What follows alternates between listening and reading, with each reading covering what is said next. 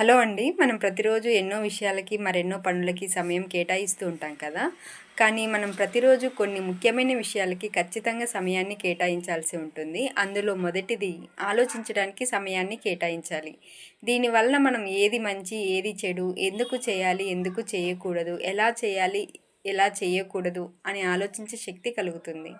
అలాగే రెండవది చదవడానికి సమయాన్ని కేటాయించాలి. అవునండి. ప్రతిరోజు కొంత సమయం చదవడానికి కేటాయించడం వల్ల మనకి వివేకం, విజ్ఞానం కలుగుతుంది. మూడవది ప్రార్థించడానికి సమయాన్ని కేటాయించాలి.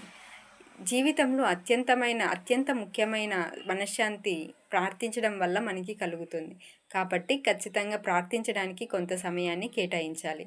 నాలుగవది శ్రమించడానికి సమయాన్ని కేటాయించాలి. అవునండి. వ్యక్తిగతమైన లేదా వృత్తిపరమైన విజయం సాధించడానికి ఖచ్చితంగా మనం కొంత శ్రమించడం చేయాలి. ఇది మన విజయానికి చెల్లించవలసిన విధి. మరి మనం ఈ అంశాలకి ప్రతిరోజు సమయాన్ని కేటాయిస్తున్నామా లేదా అని చూసుకొని చేయకపోతే ఈ రోజు నుండి స్టార్ట్ చేయండి. నమస్తే.